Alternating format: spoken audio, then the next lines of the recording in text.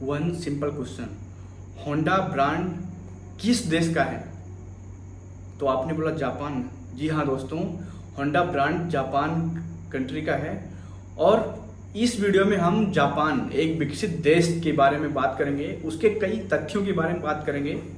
जैसा कि हम जानते हैं अपनी कंट्री में, इंडिया में बहुत सी ऐसी ब्रांड्स हैं जैसे कि Toyota, Suzuki, Honda, Canon, Panasonic, Sony, ये सब ब्रांड्स हैं हमारी कंट्री में भी चल रही हैं। ये मेनली जापान की ब्रांड कंपनियां हैं जो हमारे देश में चल रही हैं। और दूसरा, जापान अपनी हाई टेक्नोलॉजी प्रोडक्ट्स के लिए जाना जाता है। नंबर 3 है, जापान के पास जो नेचुरल रिसोर्सेस होते हैं यानी रॉ मटेरियल, उनके पास बहुत ही कम है। तो रॉ मटेरियल्स लाता कहाँ से है? वो अदर कंट्रीज से इंपोर्ट करते हैं मोस्टली। और नंबर नेक्स्ट है, जापान एक ऐसा देश है जो वर्ल्ड वॉर सेकेंड के बाद बहुत तेजी से विकास किया है। नंबर 5 है, 1964 में जो जापान है OECD, organisation for economic cooperation and development का मेंबर बना 1964 में। और 2017 के डाटा के according Japan third largest economy था, लेकिन प्रेजेंट में जो अभी की जो इसका रैंक प्लेस है, 4th largest economy in the world है। और जो जापान है एशियन कंट्रीज में एक अकेला ऐसा देश है जो कि G7 का मेंबर है। ठीक।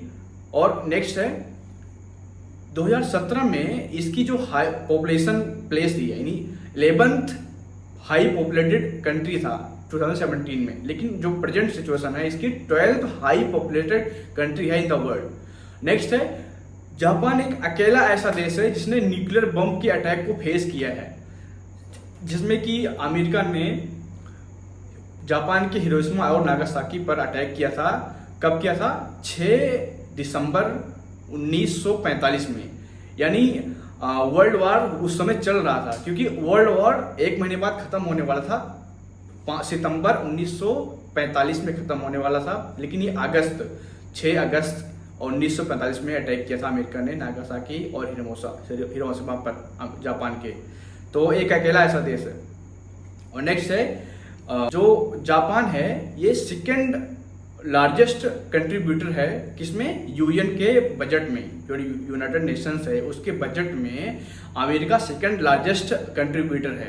और पहला कौन है? तो पहला है यूएस, यूनाइटेड स्टेट्स। और नेक्स्ट हम बात करते हैं, जापान के पास सिक्योरिटी अलायंस है विद यूएस सिंस 1951 के बाद जापान के पास सिक्योरिटी अलायंस है।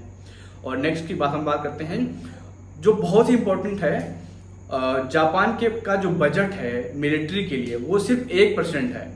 जापान के पास जो मिलिट्री है वो अपने जीडीपी का सिर्फ 1% उस पर खर्च करता है मिलिट्री पे। लेकिन उसके बावजूद भी विश्व में जो मिलिट्री पावर है जापान की, वो 7th लार्जेस्ट मिलिट्री पावर है विश्व में।